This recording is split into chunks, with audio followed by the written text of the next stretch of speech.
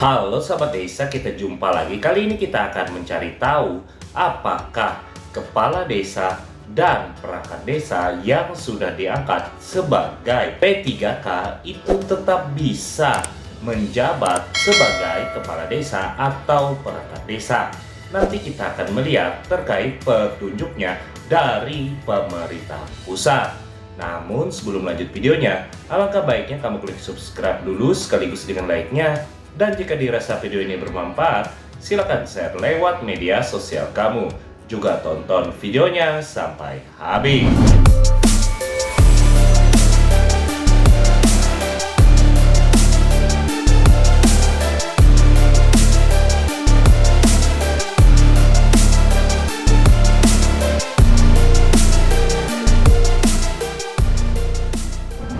Nah, untuk pedoman kita kali ini terkait dengan informasi yang diberikan oleh pemerintah pusat melalui Kementerian Dalam Negeri dengan surat yang ditujukan kepada gubernur dan bupati atau wali kota seluruh Indonesia pada tanggal 30 April di tahun 2025 dengan perihal petunjuk kepala desa dan perangkat desa diterima pegawai pemerintah dengan perjanjian kerja atau P3K.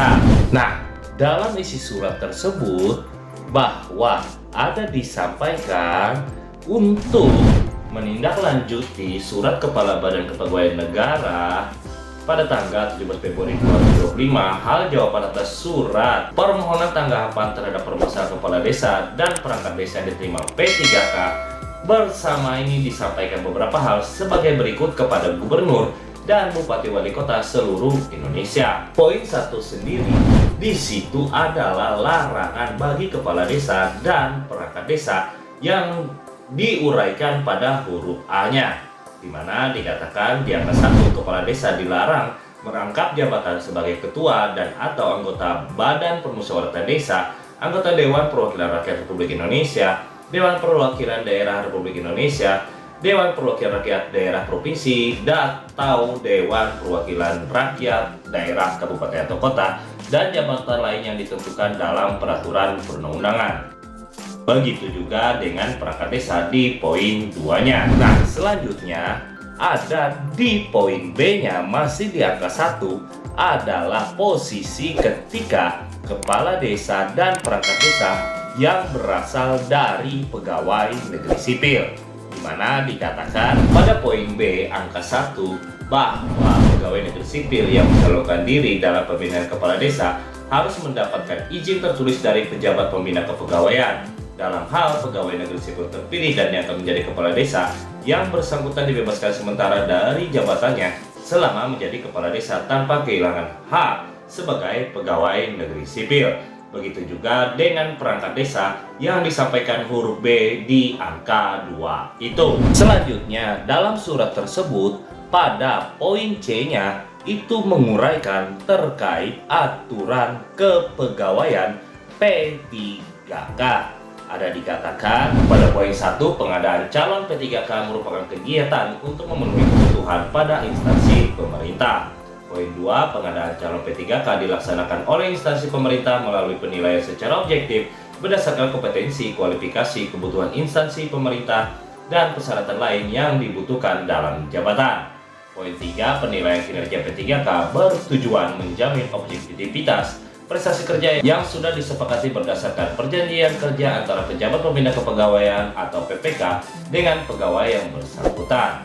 Berikutnya, penilaian kinerja P3K dilakukan berdasarkan perjanjian kerja di tingkat individu dan tingkat unit atau organisasi dengan memperhatikan target, sasaran, hasil manfaat yang dicapai, dan perilaku pegawai. P3K yang dinilai oleh atasan dan tim penilai kinerja P3K tidak mencapai target kinerja yang telah disepakati dalam perjanjian kerja diberhentikan dari P3K.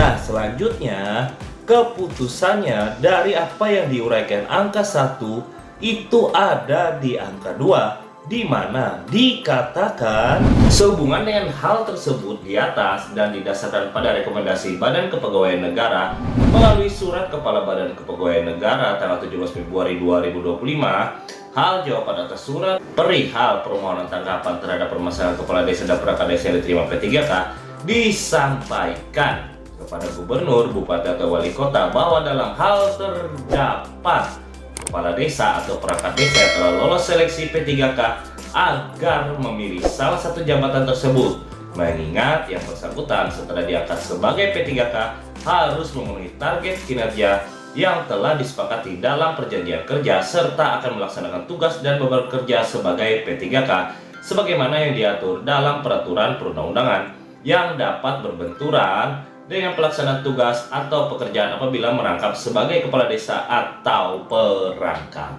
desa. Jadi kesimpulannya dari surat yang kita lihat tadi bahwa kepala desa dan perangkat desa yang telah menjadi P3K itu tidak bisa merangkap jabatan di jabatannya pada pemerintah desa, yaitu baik sebagai kepala desa dan perangkat desa.